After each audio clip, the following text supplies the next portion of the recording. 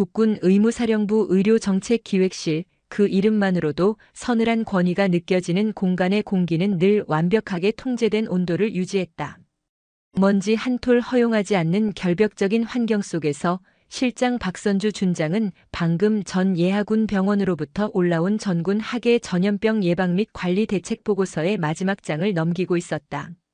그녀의 손에 들린 붉은색 펜은 마치 외과 의사의 메스처럼 종이 위를 미끄러지며 사소한 오탈자나 논리적 비약의 급소를 정확히 짚어냈다. 머리카락 한 올 흐트러짐 없는 쪽진 머리, 주름 하나 없이 빳빳하게 다려진 전투복, 그 위로 반듯하게 자리 잡은 이름표.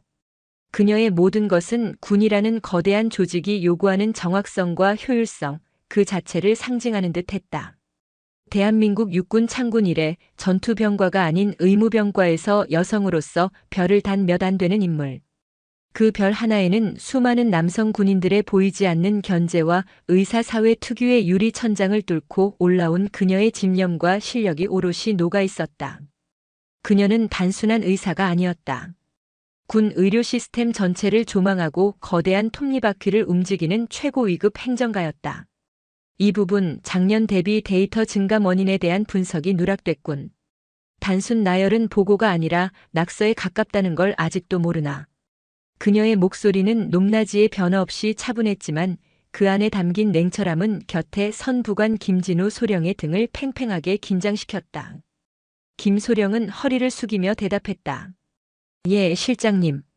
즉시 보완하여 다시 올리도록 지시하겠습니다. 바로 그때였다. 책상 위에 놓인 군용이 아닌 개인 휴대전화가 짧게 진동했다. 딱딱하게 굳어있던 선주의 표정이 찰나의 순간 미세하게 풀렸다. 화면에 뜬 이름은 내 아들 세 글자. 강원도 인제, 대한민국에서도 가장 험준하다는 산악 지형에 위치한 최전방 부대에서 복무 중인 하나뿐인 아들 이시우 이병이었다. 아들이었다. 그녀가 이 차가운 철의 세계에서 유일하게 무장해제되는 이름. 잠깐만. 선주는 김소령에게 손짓하고 전화를 받았다. 부드러워진 목소리가 입술 사이로 흘러나왔다. 아들 웬일이야? 이 시간에. 수화기 너머로 들려오는 아들의 목소리는 어딘지 모르게 잠겨 있었고 그 주변은 알아들을 수 없는 소음으로 가득했다. 생활관 동기들의 목소리인 듯 했지만 평소의 활기찬 분위기와는 거리가 멀었다. 쇳소리가 섞인 웃음과 욕설이 희미하게 들려왔다. 엄마. 목소리가 왜 그래? 감기 걸렸어? 아니, 그게 아니라 그냥. 시우는 말을 잇지 못했다. 그 짧은 침묵 속에서 선주는 무언가 잘못되었음을 직감했다. 20해 넘게 아들을 키워온 어머니의 본능이었고 수많은 환자들의 생과 사를 다뤄온 의사의 직감이었다. 평소의 아들은 사소한 일이라도 제잘거리며 보고하는 성격이었다. 이런 어색한 침묵은 낯설었다. 시우야. 무슨 일 있어? 어디 아픈 거야? 아니야, 엄마. 그런 거. 그때 수화기 너머로 다른 목소리가 날카롭게 끼어들었다. 신경질적이고 폭력적인 톤이었다. 야, 이시우. 아직도 통화하냐? 내 엄마가 별이라도 달았냐? 관등 성명 안 돼, 이 새끼가 빠져가지고. 전화 끊어, 빨리. 컥 하는 소리와 함께 전화는 일방적으로 끊어졌다. 선주의 손에 들린 휴대전화 화면에는 통화 종료라는 글자만 차갑게 떠 있었다. 순간 그녀의 얼굴에서 모든 핏기가 가셨다. 빠져가지고. 아들에게 그런 험한 말을 내뱉는 자는 누구일까? 시우는 왜 아무 말도 하지 못했을까? 마지막에 들린 컥 하는 소리는 또 무엇이었을까? 단순한 질책의 소리가 아니었다. 무언가에 부딪히거나 혹은 목이 졸리는 듯한 그런 섬뜩한 소리였다. 방금 전까지 검토하던 보고서의 글자들이 더 이상 눈에 들어오지 않았다. 그녀의 머릿속은 온통 강원도 인제 험준한 산골짜기에 홀로 있을 아들에 대한 걱정과 불길한 상상으로 가득 찼다.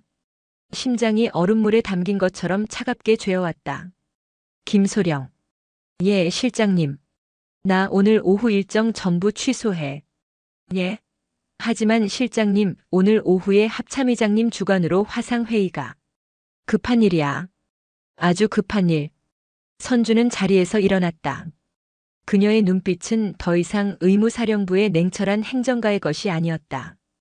그것은 제 새끼에게 닥친 위험을 직감한 어미 맹수의 눈빛이었다. 차갑고 날카로우며 앞을 가로막는 모든 것을 찢어밟길 준비가 된 그런 눈빛이었다. 차 대기시켜. 지금 바로 인제로 간다. 서울 양양 고속도로는 평일 오후임에도 불구하고 꽤 많은 차들로 붐볐다. 운전석에 앉은 운전병은 등줄기에 흐르는 땀을 느끼며 룸미러로 뒷좌석을 힐끔 쳐다봤다. 박선주 준장은 창밖을 응시한 채 미동도 없었지만 그녀에게서 뿜어져 나오는 냉기는 차량 내부의 공기를 얼음장처럼 만들고 있었다. 성남의 국군 의무사령부를 출발한 지 1시간 남짓 차창 밖 풍경은 급격하게 변하고 있었다. 빽빽한 빌딩 숲은 어느새 자취를 감추고 푸른 논과 밭이 나타났다가 이내 첩첩이 이어진 강원도의 험준한 산세가 시야를 가득 메웠다. 언제 가면 언제 오나 원통에서 못 살겠네라는 우스갯소리가 현실처럼 느껴지는 풍경이었다. 군인이 아닌 평범한 어머니의 마음으로 이 길을 달렸다면 아들이 고생할 오지의 풍경에 가슴이 저렸을 터였다. 하지만 지금 그녀의 마음을 채운 것은 아들에 대한 안쓰러움이 아니었다. 정체를 알 수 없는 위협에 대한 분노와 타는 듯한 불안감이었다. 선주는 눈을 감고 아들 시우를 떠올렸다. 입대하던 날 어색하게 짧은 머리를 하고 엄마 저 잘하고 올게요. 걱정 마세요. 라며 씩씩하게 격려하던 아들의 얼굴. 엄마처럼 멋진 군인이 될게요. 라던 어릴 적 다짐. 그녀에게 군은 평생을 바친 신념이자 자부심이었지만 아들에게는 그저 고되고 낯선 의무일 뿐이었다. 내가 너무 무심했나? 실장이라는 직책에 파묻혀 아들의 군 생활에 너무 소홀했던 것은 아닌지 뒤늦은 후회가 밀려왔다. 엄마 빽이라는 소리를 들을까봐 혹여나 아들이 나약해질까봐 일부러 더 무심하게, 더 엄격하게 대했던 시간들. 그것이 아들을 더 외롭게 만든 것은 아니었을까? 아니, 시우는 강한 아이다. 스스로를 다독여보지만 가슴속의 불안감은 쉬이 가라앉지 않았다. 수화기 너머로 들려왔던 그 날카로운 목소리와 마지막에 섬뜩한 소리가 귓가에 이명처럼 맴돌았다. 휴대전화를 들어 다시 시우에게 전화를 걸었다. 신호음만 갈 뿐 받지 않았다. 벌써 10번째 시도였다. 무심코 엄지손톱을 깨물었다. 평생을 이성과 냉철함으로 살아온 그녀였지만 아들의 일이 되자 속수무책으로 무너져 내리는 스스로가 낯설었다. 조금만 더 빨리 갈 수 있나? 선주의 낮고 힘있는 목소리에 운전병은 바짝 긴장하며 엑셀러레이터를 더 깊이 밟았다. 예, 알겠습니다. 차는 인제 나들목을 빠져나와 구불구불한 44번 국도를 타기 시작했다. 길가에는 GOP, 민통선 같은 삭막한 표지판들이 연이어 나타났다. 민간인의 영역이 끝나고 군의 영역이 시작되고 있음을 알리는 경계선이었다. 해가 뉘엿뉘엿 서쪽 산 너머로 모습을 감추고 있었다. 산 그림자가 길게 드리워지면서 도로는 더욱 어둡고 스산해졌다. 마침내 길 저편으로 부대 위병소가 희미하게 모습을 드러냈다. 육군 제12보병사단 을지부대. 그리고 그 아래 작은 팻말 제51보병여단 2대대. 아들 이시우가 복무하고 있는 곳이었다. 위병소의 낡은 형광등이 일찍부터 불을 밝혔고 공기는 산골 특유의 서늘함으로 가득 찼다. 선주는 마른 입술을 깨물었다. 이제부터는 의무사령부 실장이 아닌 한 병사의 어머니로서 이 철옹성에 부딪혀야 했다.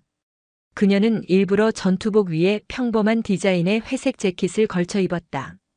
자신의 계급이 아들에게 누가 될 수도 혹은 진실을 가리는 장막이 될 수도 있다는 생각 때문이었다. 지금은 오직 어머니로서 아들을 만나야 했다.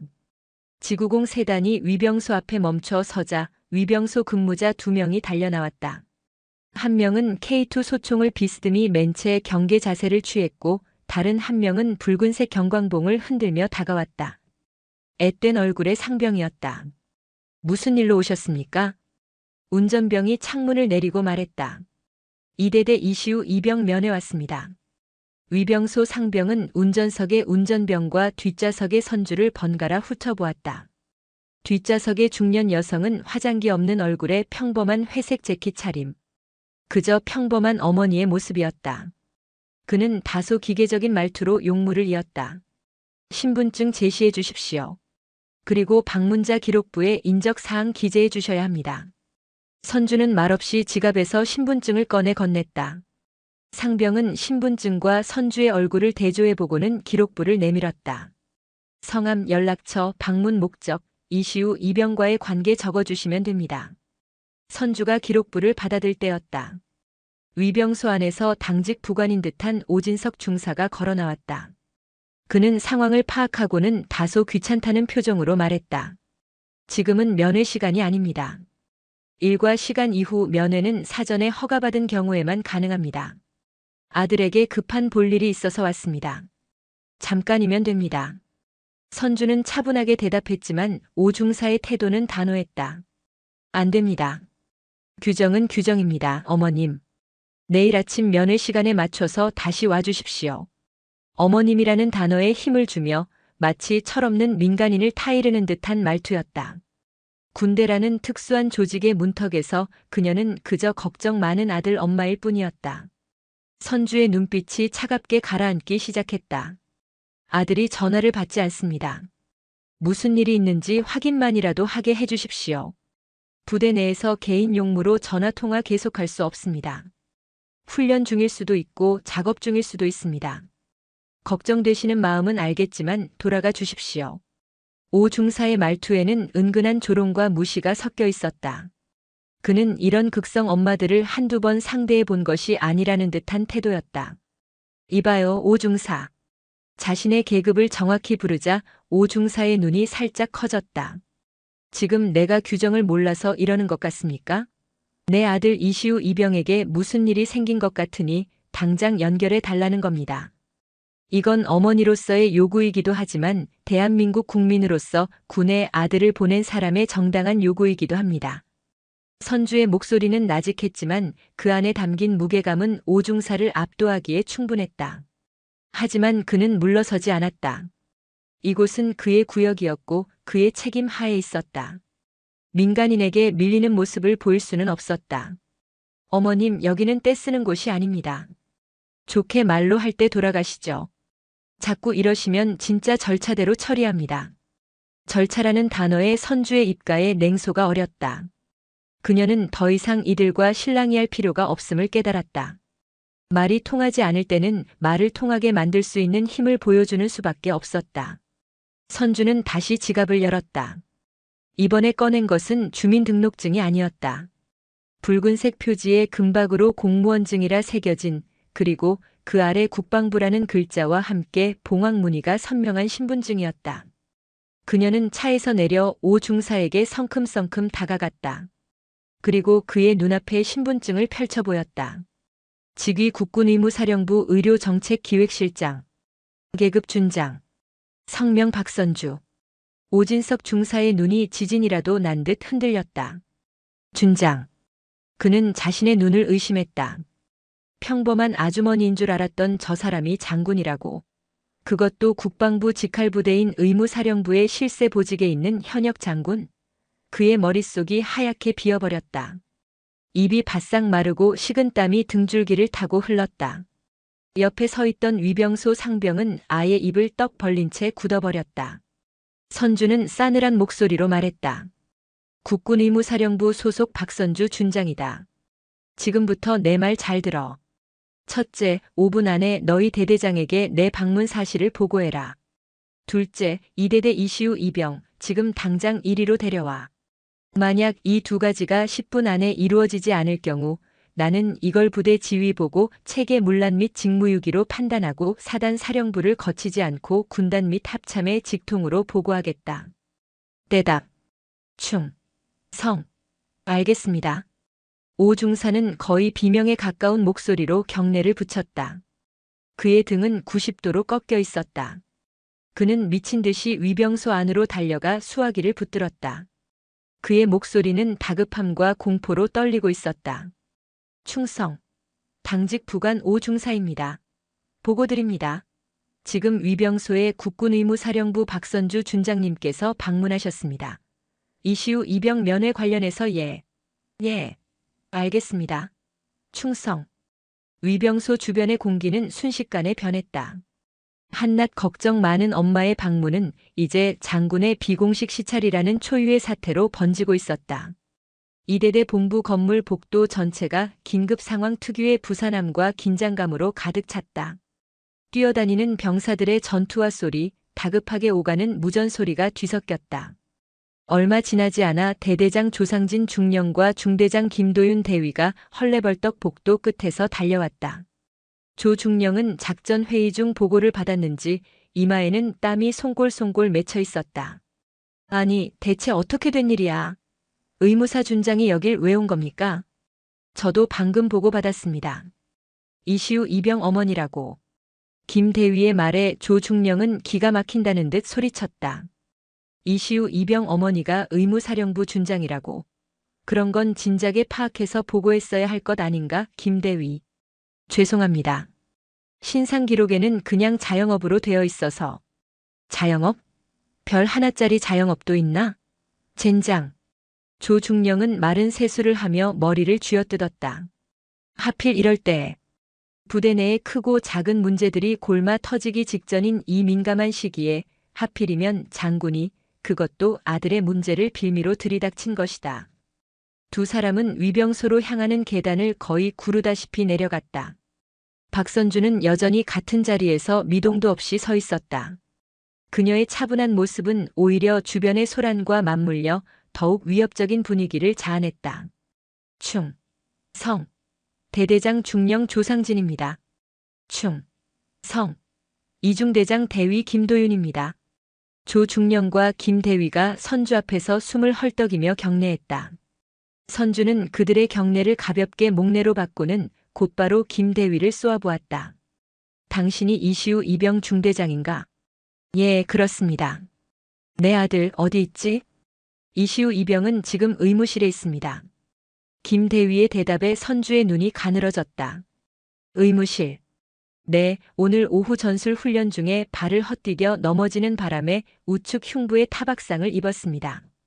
그래서 안정을 취하게 하려고 의무실에.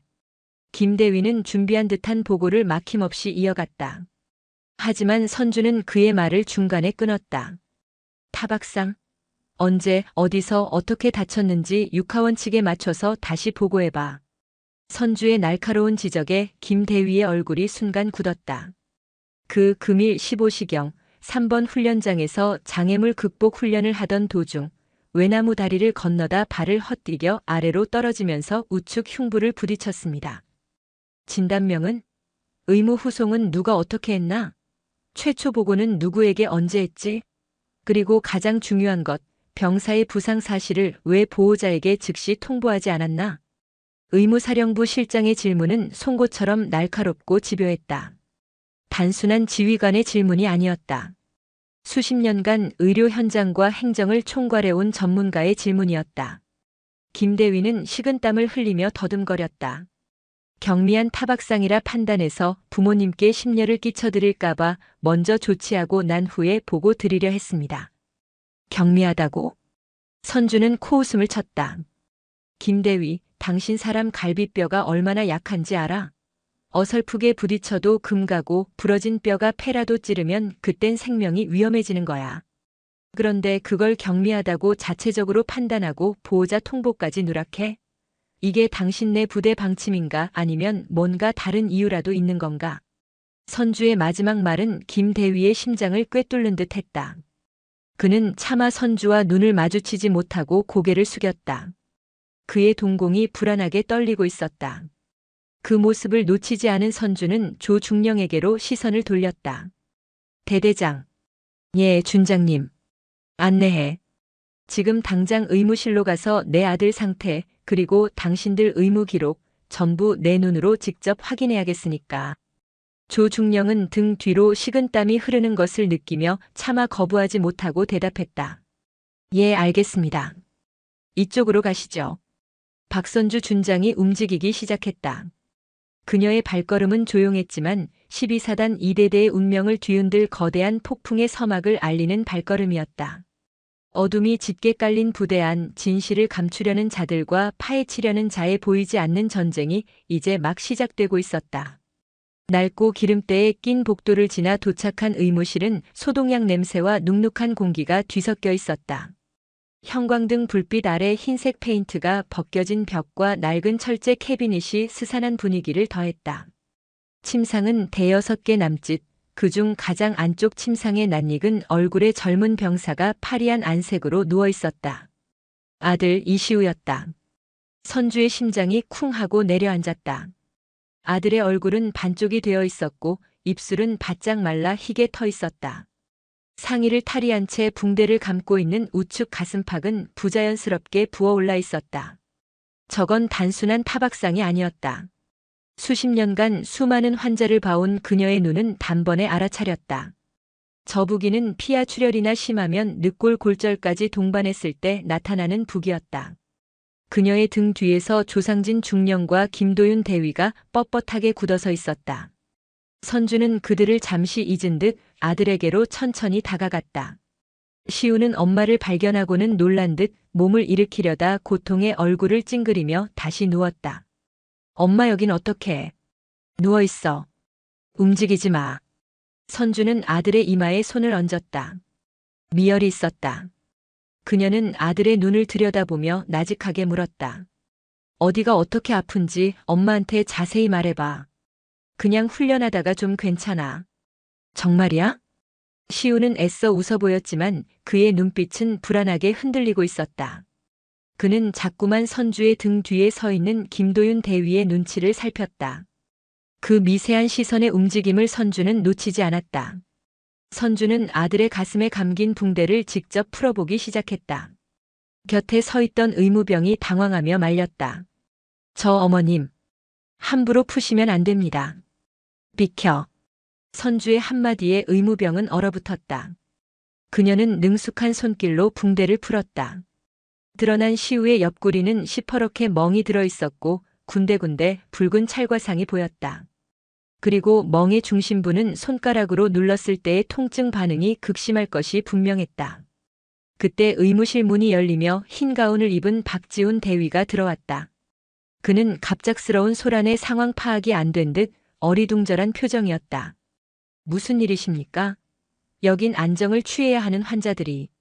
박 대위는 말을 잇다 말고 선주의 어깨에 달린 별을 보고는 숨을 헛들이 마셨다. 그리고 그 옆에 선 대대장과 중대장을 보고는 사태의 심각성을 깨달았다. 성, 의무중대장 대위 박지훈입니다. 당신이 이 부대 군의관인가? 예, 그렇습니다. 환자 상태 보고해. 선주는 붕대를 풀던 손을 멈추지 않은 채 차갑게 물었다. 박 대위는 김도윤 대위와 눈빛을 한번 교환하더니 이마에 땀을 훔치며 입을 열었다. 이시우 이병, 금일 15시경 장애물 훈련 중 추락하여 발생한 우측 흉부 타박상으로 현재 통증 관리 및 경과 관찰 중입니다. 엑스레이 촬영 결과 골절 소견은 보이지 않았으며 엑스레이 필름 가져와. 선주의 말은 명령이었다. 박 대위는 잠시 머뭇거렸다. 지금 필름은 판독 후 의무 기록과 함께 지금 당장 가져오라고 했다.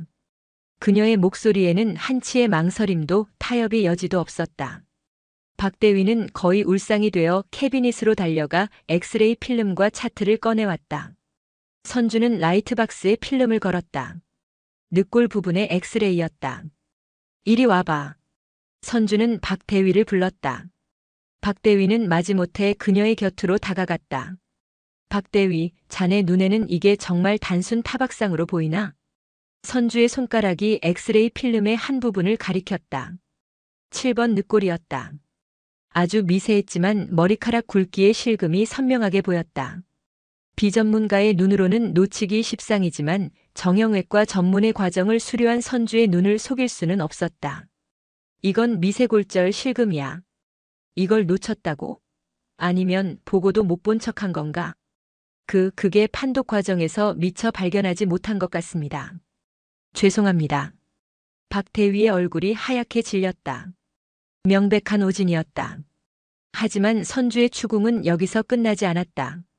그녀는 함께 가져온 의무 기록 차트를 집어들었다. 오진이라. 좋아, 그건 그렇다 치자. 그럼 이건 어떻게 설명할 건가? 선주는 차트의 약물 처방 기록을 가리켰다. 처방 내역에 케토롤락이 있군. 비스테로이드성 소염진통제 중에서는 효과가 꽤 강한 약이지. 그런데 그 옆에 이건 뭐지? 염산 페치딘? 이거 마약성 진통제잖아. 박대위는 아무 말도 하지 못했다. 아니, 할 수 없었다.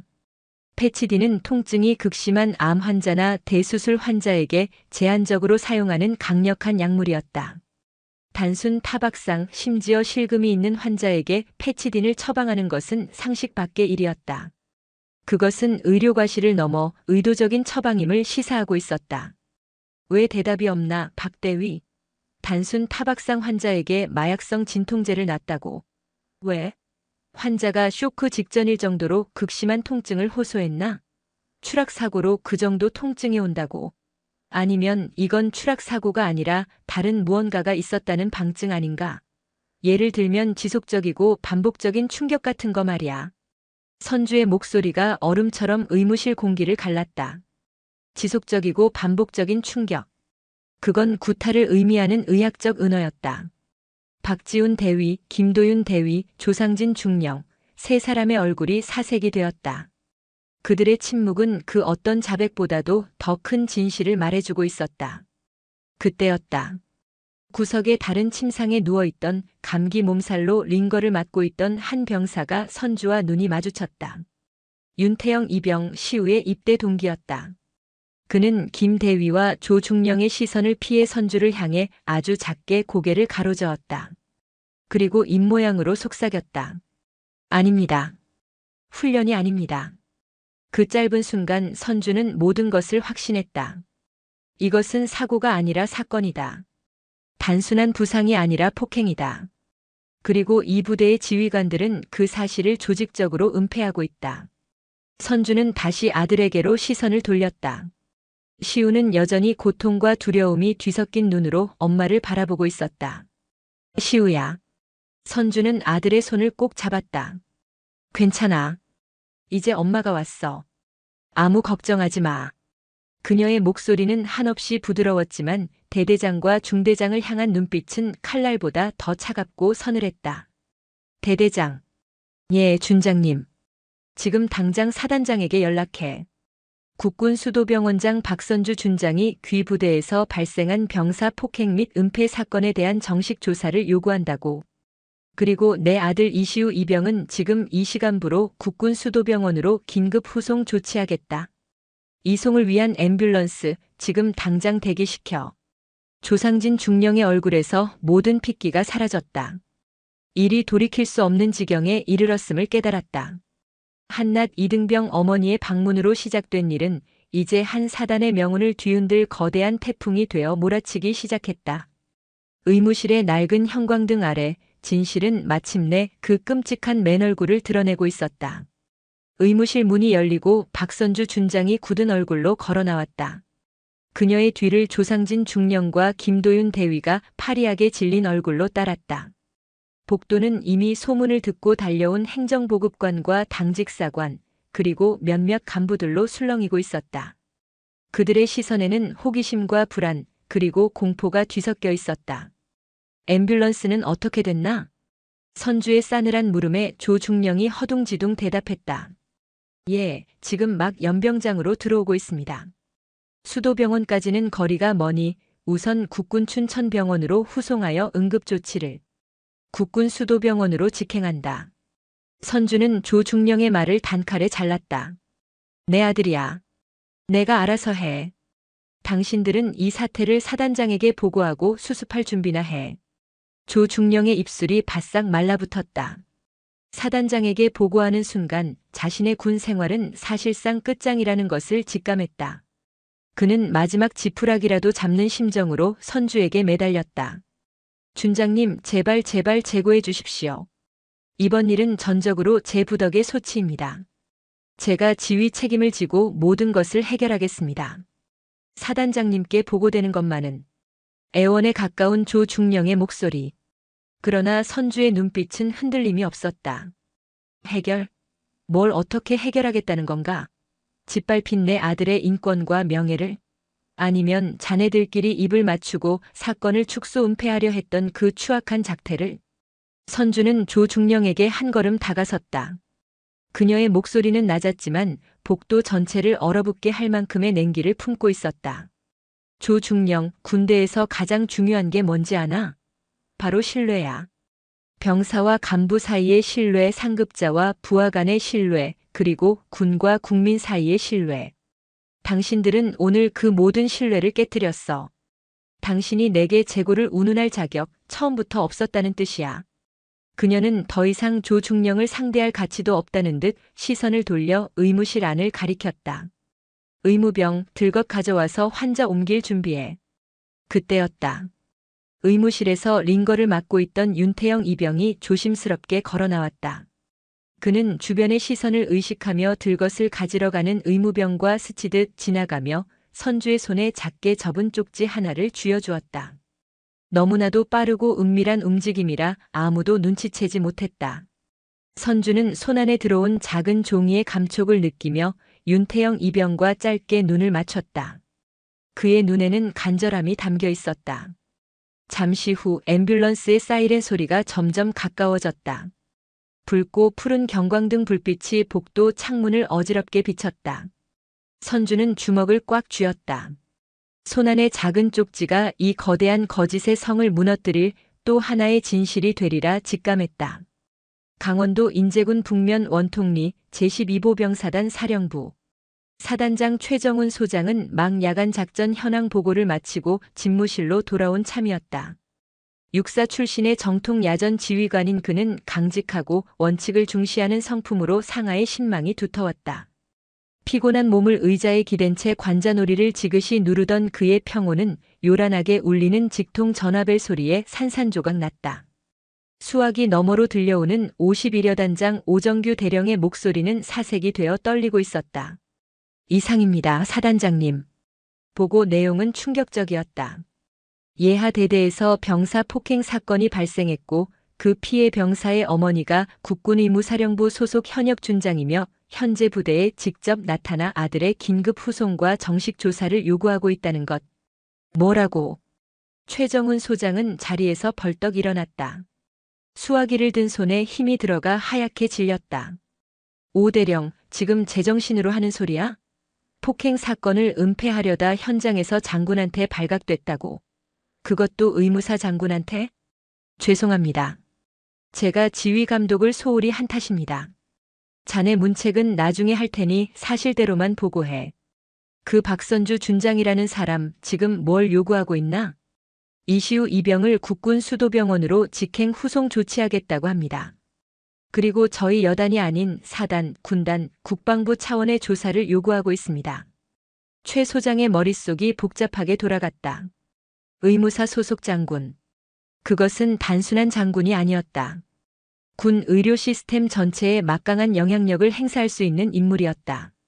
그런 사람이 자기 아들 일로 직접 움직였다는 건 이 사건을 절대 좌시하지 않겠다는 강력한 의지의 표명이었다. 젠장. 최정훈 소장은 욕설을 내뱉었다. 일이 최악으로 치닫고 있었다. 사단 내부에서 조용히 처리할 수 있는 수준을 이미 넘어섰다. 알겠다. 일단 그 준장님 절대 부대 밖으로 못 나가게 해. 무슨 수를 써서라도 내가 도착할 때까지 붙잡고 있어. 그리고 사단 헌병대장 당장 내 방으로 오라고 해. 5분 내로. 최 소장은 전화를 끊고 전투복 상의를 꿰어 입었다. 그의 얼굴은 분노와 착잡함으로 굳어 있었다. 한낱 대대장과 중대장의 어리석은 판단 하나가 최전방을 수호하는 정예 사단 전체의 명예에 똥물을 끼얹고 있었다. 그는 창밖에 짙은 어둠을 노려보았다. 오늘 밤 원통의 밤은 유난히 길고 혹독할 것이었다. 앰뷸런스는 어둠이 깔린 44번 국도를 위태롭게 달리고 있었다. 시우는 진통제 기운에 얕은 잠에 빠져들었고 선주는 아들의 손을 꼭 잡은 채 창밖의 어둠을 응시했다. 그리고 반대편 손에 쥐고 있던 윤태영 이병이 건넨 쪽지를 조심스럽게 펼쳤다. 삐뚤빼뚤한 글씨로 다급하게 써내려간 문장들이 눈에 들어왔다. 준장님이신 줄 몰랐습니다. 죄송합니다. 하지만 꼭 말씀드려야 합니다. 시우 훈련하다 다친 거 아닙니다. 어젯밤 생활관에서 맞았습니다. 한지혁 상병이 주도했습니다. 시우가 엄마가 장군이라고 했다는 이유로 엄마 백 믿고 나댄다면서 몇 명이 함께 때렸습니다. 김도윤 대위님도 이 사실을 알고 있습니다. 하지만 한 상병 아버지가 국방부 군수기획실에 계신 높은 분이라서 아무도 건드리지 못합니다. 시우는 잘못한 것 없습니다. 제발 도와주세요. 쪽지를 다 읽은 선주의 손이 부들부들 떨렸다. 분노 때문이었다. 고작 그런 이유로 엄마가 장군이라는 시우 스스로 단 한 번도 내세운 적 없는 그 사실 때문에 아들이 무자비한 폭력에 시달려야 했다는 말인가. 그리고 한지혁 상병, 그의 아버지. 국방부 군수기획실. 거대한 권력의 그림자가 사건의 배후에 짙게 드리워져 있었다. 김도윤 대위는 물론 대대장 조상진 중령, 심지어 군의관 박지훈 대위까지 그 사실을 알았기에 사건을 은폐하려 했던 것이다. 하나의 잘 짜인 연극처럼. 선주는 쪽지를 구겨 쥐었다. 이제 모든 퍼즐이 맞춰졌다. 이것은 단순 폭행 사건이 아니었다. 군 내부의 뿌리 깊은 권력형 비리와 그에 기생하는 지휘관들의 비겁한 침묵이 빚어낸 참사였다. 앰뷸런스가 급정거했다. 운전석의 의무병이 다급하게 외쳤다. 준장님, 앞에서 사단 헌병대 차량이 길을 막았습니다.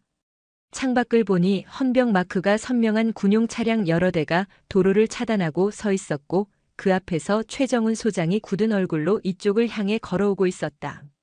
차에서 내린 박선주와 최정훈 소장이 어둠 속에서 마주섰다. 주변을 에워싼 헌병들의 움직임과 차량의 헤드라이트 불빛이 두 사람의 얼굴에 날카로운 그림자를 만들었다. 두 장군의 기싸움에 주변 공기가 팽팽하게 당겨졌다. 먼저 통성명부터 합시다. 제12보병 사단장 소장 최정훈입니다. 국군수도병원장 준장 박선주입니다. 최정훈 소장이 먼저 고개를 숙였다. 제1부대에서 이런 불미스러운 일이 발생한 것에 대해 지휘관으로서 진심으로 사죄드립니다. 준장님과 아드님께 씻을 수 없는 상처를 드렸습니다.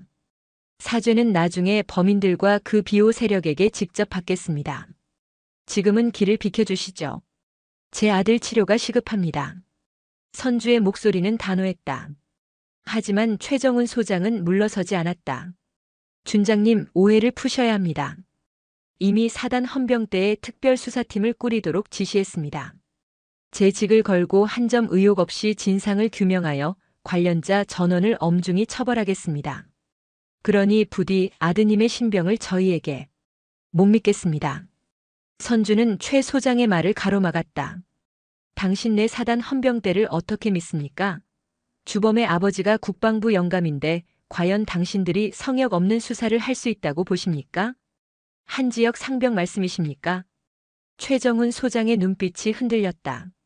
그 역시 방금 전 보고를 통해 한 상병의 배경에 대해 알게 된 참이었다. 알고 계셨군요. 선주는 차갑게 웃었다. 최정훈 사단장님, 저는 이 사건을 당신의 의지에 맡길 생각이 없습니다. 증거는 제가 확보하고 조사는 국방부 조사본부에 직접 의뢰할 겁니다. 제 아들을 때린 놈들, 그리고 그걸 알고도 묵인하고 은폐한 당신의 부하들, 그리고 그 뒤에 숨은 권력까지 제가 직접 모조리 법정에 세울 겁니다. 박선주의 선언은 최정훈 소장의 가슴에 비수처럼 꽂혔다. 그는 깨달았다.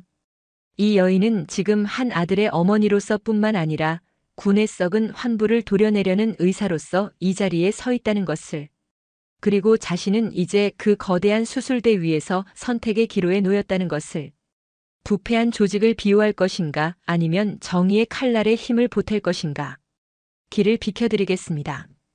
오랜 침묵 끝에 최정훈 소장이 힘겹게 입을 열었다. 그리고는 뒤를 돌아 헌병들을 향해 손짓했다.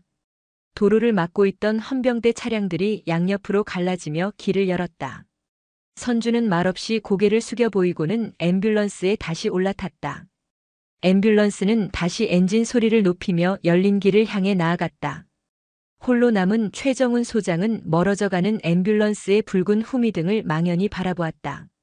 거대한 폭풍이 이제 막 강원도 인제의 골짜기를 벗어나 대한민국 군의 심장부를 향해 움직이기 시작하고 있었다. 사이렌 소리가 잦아들자 앰뷸런스는 국군 수도병원 응급실 입구에 미끄러지듯 멈춰 섰다. 문이 열리자마자 기다리고 있던 응급의학과장과 간호장교들이 일사불란하게 움직여 이시우 이병을 안으로 옮겼다. 병원장인 박선주 준장의 아들이 실려온다는 소식에 병원은 이미 최고 수준의 비상 대기 상태였다. 환자 바이탈 체크하고 즉시 흉부 CT, 복부 초음파, 전신 골격 스캔 준비해. 외상외과 정신건강의학과 과장 호출하고 결과 나오는 즉시 나한테 직접 보고하도록. 자신의 병원에 들어서는 순간 박선주는 다시 냉철한 지휘관이자 의사로 돌아왔다. 그녀의 지시는 빠르고 정확했으며 한치의 망설임도 없었다. 응급실의 모든 의료진은 그녀의 지휘 아래 완벽한 기계처럼 움직였다. 시우는 곧바로 병원 최고 시설을 갖춘 1인실로 옮겨졌다. 각종 검사가 신속하게 진행되는 동안 선주는 아들의 곁을 지켰다. 진통제 기운에 몽롱한 상태에서도 시우는 엄마의 손을 놓지 않았다. 엄마 나 무서웠어. 아들의 나직한 잠꼬대에 선주는 이를 악물었다. 강철 같던 그녀의 눈시울이 뜨거워졌다. 아들이 겪었을 공포와 고통이 심장을 도려내는 듯 했다. 얼마 후 각종 검사 결과가 선주의 태블릿 PC로 전송되었다. 진단 결과 보고. 환자명 이시우. 주요 소견. 1. 우측 제7늑골 미세골절. 2. 흉부 및 복부 다발성 심부 좌상. 3. 좌측 신장 상부 경미한 혈종 의심. 4. 급성 스트레스 반응 및 외상 후 스트레스 장애 초기 소견. 결과를 확인하는 선주의 얼굴이 돌처럼 굳어졌다. 12사단 의무실의 엉터리 진단과는 차원이 다른 명백한 폭행의 증거였다. 특히 신장의 미미한 혈종은 단순 추락으로는 절대 생길 수 없는 둔기에 의한 반복적인 충격이 있었음을 시사했다. 이것으로 물적 증거는 완벽하게 확보되었다. 그녀는 곧바로 전화를 들었다. 상대는 육군본부 감찰실장이었다. 하지만 그녀가 전화를 걸기도 전에 먼저 전화가 걸려왔다. 발신자는 뜻밖에도 12사단장 최정훈 소장이었다. 박선주의 앰뷸런스가 시야에서 사라진 후 최정훈 소장은 한치의 망설임도 없이 행동에 나섰다. 그는 자신의 운명이 그리고 사단의 명예가 이 밤의 결단에 달려있음을 직감했다. 어설프게 사건을 덮으려 하거나 한민철 군수기획관의 압력에 굴복하는 순간 자신은 박선주라는 칼날에 베이는 것은 물론 군 전체의 적이 될 터였다. 공격이 최선의 방어다. 그는 직통 전화를 들어 육군본부 감찰실장에게 직접 전화를 걸었다. 충성. 12사단장 소장 최정훈입니다. 불미스러운 일로 보고드립니다. 최 소장은 조금의 축소나 변명 없이 51여단 2대대에서 발생한 병사간 폭행 및 지휘관 은폐 시도 사건 그리고 피해자 어머니가 국군의무사 박선주 준장이라는 사실까지 모두 보고했다. 그리고 마지막에 이렇게 덧붙였다. 본관의 지휘 책임과 부대 명예를 걸고 육군본부 차원에 직접 감찰을 요청하는 바입니다. 또한 본관은 자체적으로 사단 헌병대를 통해 주범 한지역 상병을 상관 모욕 및 특수폭행 혐의로 긴급 체포하여 구금 조치하였으며 지휘 책임이 있는 2대 대장 조상진 중령과 중대장 김도윤 대위를 보직 해임하고 대기 발령 조치했습니다. 선제보고 그리고 선제조치. 최정훈 소장은 사건을 회피하는 대신 정면으로 돌파하는 길을 선택했다. 스스로의 치부를 드러내고 칼자루를 상급부대에 넘김으로써 한민철 군수기획관이 압력을 행사할 수 있는 여지를 차단하고 자신은 정의를 위해 결단한 지휘관이라는 입지를 확보한 것이다. 서울 용산구 국방부 청사. 화려하고 권위적인 분위기의 군수기획실. 한민철 군수기획관은 푹신한 소파에 앉아 시가를 음미하고 있었다. 군수 관련 대기업과의 협력을 성공적으로 마친 뒤의 만족감이었다. 그때 그의 휴대전화가 날카롭게 울렸다. 발신자는 12사단 2대 대장 조상진 중령이었다. 무슨 일이야 이 시간에. 기획관님 큰일 났습니다. 지혁이가 헌병대에 잡혀갔습니다. 조 중령의 다급한 목소리에 한민철의 미간이 좁혀졌다. 뭐? 그게 무슨 소리야 똑바로 말해. 조 중령은 울먹이며 사건의 전말을 쏟아냈다. 그저 군기 좀 잡다가 생긴 사소한 다툼인 줄 알았는데 피해자 엄마가 현역 장군이었고 사단장이 직접 나서서 아들을 구속시켰다는 이야기였다. 이런 멍청한 놈들. 한민철은 시가를 재떨이에 지저끄며 소리쳤다. 그의 얼굴은 분노로 시뻘겋게 달아올랐다. 감히 자기 아들을 건드려? 그것도 일개 사단장 놈이? 끊어. 그는 전화를 끊고 곧바로 다른 번호를 눌렀다. 12사단장 최정훈의 직통 번호였다. 신호음이 몇 번 울린 뒤 차분한 목소리가 들려왔다. 사단장 소장 최정훈입니다. 나 한민철이요. 최 소장, 지금 이게 무슨 경솔한 짓인가? 한민철은 다짜고짜 고함을 질렀다. 내 아들 한지혁 상병 당장 풀어줘. 애들끼리 좀 다툰 걸 가지고 사단장이 직접 나서서 구속까지 시켜? 당신 지금 제정신이야? 이게 얼마나 큰 파장을 몰고 올지 몰라. 수화기 넘어 최정훈의 목소리는 여전히 침착했다. 한 기획관님 말씀은 바로 하셔야죠. 애들 다툼이 아니라 병사 간 가혹 행위 및 특수폭행 사건입니다. 또한 피해 병사의 어머니는 국군의무사 박선주 준장입니다. 저는 규정과 절차에 따라 사건을 처리하고 있을 뿐입니다. 규정? 절차? 이 사람아, 군대라는 게 어디 규정대로만 돌아가나? 좋은 게 좋은 거라고 이런 일은 조용히 덮고 가는 게 순리야. 당신 내년에 진급 심사 앞두고 있다며? 내 말 한마디면 당신 별 하나 더 다는 거 어렵지 않아. 하지만 내 아들 털끝 하나라도 잘못 건드리면 당신 군복벗을 각오해야 할 거야. 노골적인 회유와 협박. 그러나 최정훈은 흔들리지 않았다. 한 기획관님 협박으로 들리는군요. 저는 군인입니다. 제 명예와 제 부하들의 목숨을 지키는 것이 제 임무입니다. 기획관님 아드님의 안위보다 저는 짓밟힌 한 병사의 인권과 군의 기강을 바로 세우는 것을 택하겠습니다. 이 사건 육군본부 감찰실로 정식 보고 및 이첩되었으니 하실 말씀이 있다면 그쪽에 하시는 게 좋을 겁니다. 뭐라고? 이만 끊겠습니다. 뚝. 전화는 일방적으로 끊겼다. 한민철은 잠시 상황 파악이 되지 않는 듯 멍하니 수화기를 들고 있었다. 감히 사단장 따위가 자신의 전화를 끊고 자신의 말을 거역해? 그의 얼굴이 분노를 넘어 모멸감으로 일그러졌다. 최정훈, 박선주 네 놈들 아주 내 손에 죽을 줄 알아라. 그는 또 다른 전화번호를 누르기 시작했다. 국방부 내 자신의 인맥, 그리고 정치권에 있는 후원자들이었다. 이 사건을 단순 폭행 사건이 아닌 군 내부의 파벌, 정치적 문제로 비화시켜 진흙탕 싸움으로 만들 심산이었다. 최정훈 사단장은 한민철과의 통화를 마친 후 잠시 눈을 감았다. 노골적인 협박. 군의 지휘 체계를 뒤흔드는 명백한 월권 행위였다. 그는 깨달았다. 이 사건을 정상적인 보고 라인으로 처리하려다가는 한민철의 입김이 닿아 있는 국방부나 육본의 중간 간부선에서 흐지부지 될 것이라는 것을. 썩은 가지를 잘라내는 수준이 아니라 뿌리째 뽑아내야 했다.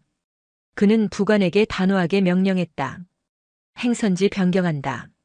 지금부터 가장 빠른 길로 계룡대로 간다. 예? 계룡대 육군 본부 말씀이십니까? 그래. 육군 참모총장님께 직접 보고를 드려야겠다. 직보. 일선 지휘관이 자신의 직속 상관을 모두 건너뛰고 최고 지휘관에게 직접 보고하는 행위. 그것은 자신의 군 생활 모든 것을 거는 최후의 도박이었다.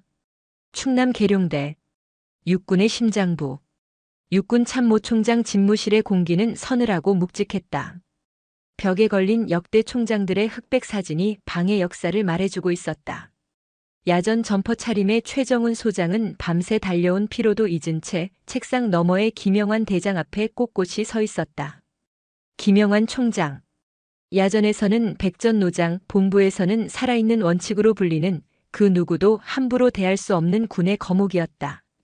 최정훈은 한치의 보탬도 뺨도 없이 지난 24시간 동안 벌어진 모든 일을 보고했다. 병사의 처참한 부상, 지휘관들의 비겁한 은폐, 아들을 지키려는 어머니 장군의 분노, 그리고 국방부 고위 간부의 추악한 협박까지. 보고를 듣는 내내 미동도 없던 김영환 총장은 마지막 한민철의 협박 대목에서 처음으로 깊은 한숨을 내쉬었다. 총장은 자리에서 일어나 창가로 걸어갔다. 창밖으로는 아직 어둠이 덜 가신 새벽의 계룡대가 펼쳐져 있었다. 최 소장. 예, 총장님. 자네 군 생활 끝낼 각오로 여기까지 온 건가? 최정우는 망설임 없이 대답했다. 그의 목소리는 강철처럼 단단했다. 그렇습니다. 제 부하가 짐승처럼 맞고 그 어미가 피눈물을 흘리는데 제가 지휘관이랍시고 자리를 보전하기 위해 불의와 타협한다면 저는 더 이상 군복 입을 자격이 없습니다. 제 모든 것을 걸고 이 부패의 고리를 끊어내고자 이 자리에 섰습니다. 그 대답에 김영환 총장이 천천히 뒤를 돌아봤다. 그의 무표정하던 얼굴에 희미하지만 분명한 미소가 걸려 있었다. 잘했네. 아주 잘했어. 자네 같은 지휘관이 아직 이 군에 살아있다는 게 이 늙은 군인의 마지막 자존심이자 희망일세. 총장은 다시 책상으로 돌아와 수화기를 들었다. 그의 목소리는 이제 한없이 낮고 차가워져 있었다. 비서실장인가? 지금 당장 국방부 장관님께 연락드려. 육군 참모총장이 긴급 직보할 사안이 있다고. 1시간 내로 내가 직접 찾아뵙겠다고 전하게. 수화기를 내려놓은 그는 최정훈을 바라보며 말했다. 그리고 육군 중앙수사단장, 지금 즉시 내 방으로 오라고 하게. 육군의 명예를 더럽힌 벌레들을 잡을 시간이라고 전해. 육군 최고의 칼 중앙수사단. 총장의 의지는 명확했다. 이것은 더 이상 한 사단의 문제가 아니었다. 육군 전체의 명예를 건 대대적인 암세포 제거 수술이 시작된 것이다. 서울 용산 국방부 청사. 장관실의 공기는 그 어느 때보다 무거웠다. 국방부 장관 서정우와 육군 참모총장 김영환이 마주 앉아 있었다. 김 총장은 최정훈 소장에게서 보고받은 내용 전부를 장관에게 다시 보고했다. 이것은 단순히 한 병사의 폭행 사건이 아닙니다, 장관님. 국방부 고위직이 자신의 지위를 이용해 군의 지휘 체계를 능멸하고 정의를 세우려는 야전 지휘관을 협박한 명백한 국기문란 사건입니다. 서정우 장관은 눈을 감고 보고를 들었다. 청렴 결백한 그였지만 정무적 감각 또한 뛰어났다. 한민철 군수기획관은 현 정권의 실세들과도 연이 닿아 있는 인물이었다. 그를 건드리는 것은 자칫 정치적 문제로 비화될 수 있었다. 하지만 김 총장. 예, 장관님. 우리 군의 존재 이유가 무엇인가? 국가를 방위하고 국민의 생명과 재산을 보호하는 것 아닌가? 그런데 군복을 입고 국가의 청춘을 바친 우리 아들 하나 지켜주지 못하고 되려 권력의 힘으로 그 입을 막으려 한다면 이 군은 존재할 가치가 없는 집단이야. 서 장관은 눈을 떴다. 그의 눈빛은 결연했다. 부패한 관료 하나가 무서워 군의 기강을 포기할 생각 나에겐 없어. 필요한 조치를 즉각 시행하시오. 책임은 내가 질 테니. 두 거인의 독대는 그렇게 끝났다. 군의 자정을 위한 가장 높고 강력한 의지가 확인된 순간이었다. 한민철 군수기획관은 여느 때처럼 오만한 표정으로 자신의 사무실이 있는 국방부 청사복도를 걸었다. 어젯밤 최정훈에게 호기롭게 전화를 끊은 뒤 그는 이미 자신의 인맥을 총동원해 최정훈을 압박할 준비를 마친 참이었다. 하지만 그가 사무실 문을 열려고 했을 때 문 앞을 지키고 선 낯선 이들과 마주쳤다. 국방부 장관 직속 감사관실의 조사관들이었다. 한민철 기획관님 되십니까? 그런데 누구요? 조사관 중 한 명이 차가운 표정으로 서류 한 장을 내밀었다. 국방부 장관 명령입니다. 금일부로 한민철 기획관의 모든 직무를 정지하며 직권 남용 및 부패 혐의에 대한 특별 감사에 착수합니다. 지금부터 이 사무실은 폐쇄되며 기획관께서는 조사실까지 저희와 동행해 주셔야겠습니다.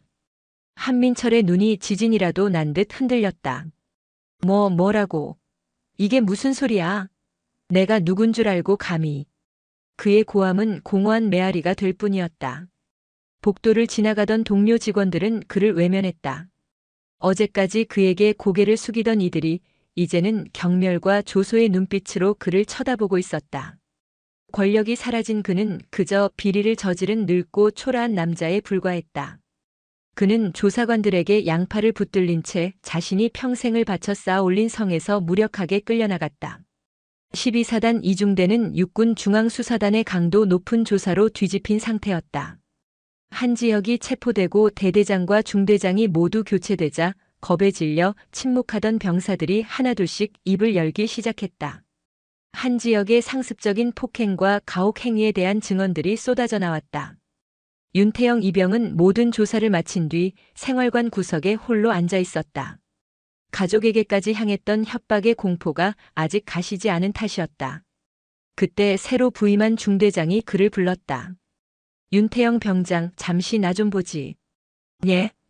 자신도 모르게 이병이 아닌 병장으로 불린 것에 놀라 중대장실로 따라 들어간 그를 낯선 군사경찰 장교가 기다리고 있었다. 윤태영 병장. 나는 국방부 조사본부 소속이다. 자네의 용기 있는 증언 덕분에 썩어 빠진 뿌리를 뽑아낼 수 있게 됐다. 그리고 이건 국방부 장관님의 직접 명령이다. 장교는 진지한 얼굴로 말했다. 금일부터 윤태영 병장과 그 가족에 대한 국가증인 보호 프로그램이 가동된다. 부모님 가게와 자택에는 군사경찰이 배치되어 24시간 안전을 확보할 것이며 자네 또한 남은 군 생활 동안 그 어떤 위협도 받지 않도록 국가가 완벽하게 보호할 것이다. 아무것도 걱정하지 마라. 용기 내줘서 정말 고맙다. 그 말을 듣는 순간 윤태영의 눈에서 뜨거운 눈물이 왈칵 쏟아졌다. 무섭고 두렵고 외로웠다. 하지만 자신의 작은 용기가 헛되지 않았다는 사실에, 국가가 자신을 지켜준다는 사실에 그는 참아왔던 모든 감정을 터뜨리며 아이처럼 울었다. 석 달 후 군사법원 법정. 모든 증거와 증언 앞에 한지혁과 그 공범들은 더 이상 아무런 변명도 하지 못했다. 재판장은 법복을 여미고 엄숙한 목소리로 판결문을 읽어내려갔다. 피고인 한지혁은 군의 위계 질서를 악용하여 동료 전우에게 상상하기 힘든 육체적, 정신적 고통을 안겨주었으며 이는 우리 군의 명예와 단결을 심각하게 훼손한 용서받을 수 없는 범죄이다.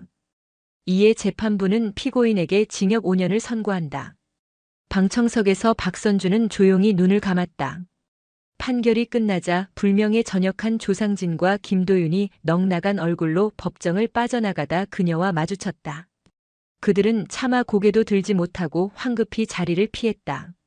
아들 시우의 의병 전역 수속을 모두 마친 박선주는 직접 차를 몰아 집으로 향했다. 시우는 조수석에 앉아 오랜만에 보는 바깥 풍경을 물끄러미 바라보고 있었다. 엄마. 응, 아들. 만약에 엄마가 장군이 아니었으면 우린 어떻게 됐을까요? 아들의 질문에 선주는 한참 동안 대답하지 못했다. 그녀는 자신의 계급과 힘을 이용했다. 그것이 과연 옳은 일이었을까? 하지만 그 힘이 아니었다면 아들의 진실은 영원히 묻혔을지도 모른다. 글쎄. 하지만 시우야, 중요한 건 엄마가 장군이라는 사실이 아니야. 누군가 불의를 봤을 때 침묵하지 않는 용기. 그게 더 중요한 거야. 그날 내 옆에서 용기를 내준 윤태영 병장처럼 말이야. 그녀는 운전대를 잡은 채 말을 이었다. 엄마는 그저 내가 그리고 윤태영 같은 내 동료들이 더 이상 그런 아픔을 겪지 않는 군대를 만들어주고 싶었을 뿐이야. 차는 서울 톨게이트를 지나 익숙한 도시의 불빛 속으로 들어서고 있었다. 길고 길었던 전쟁이 끝나고 그들은 마침내 집으로 돌아가고 있었다. 박선주는 옆자리의 아들을 보았다. 아직 상처는 남았지만 그의 눈빛은 더 이상 과거에 얽매여 있지 않았다. 미래를 향하고 있었다. 그것으로 충분했다. 그녀의 어깨에 달린 별 하나가 도시의 불빛을 받아 조용히, 그러나 그 무엇보다 단단하게 빛나고 있었다.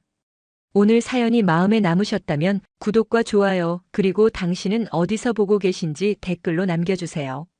여러분의 응원은 큰 힘이 됩니다. 그리고 함께 나누고 싶은 사람이 있다면 영상을 공유해주세요. 감사합니다.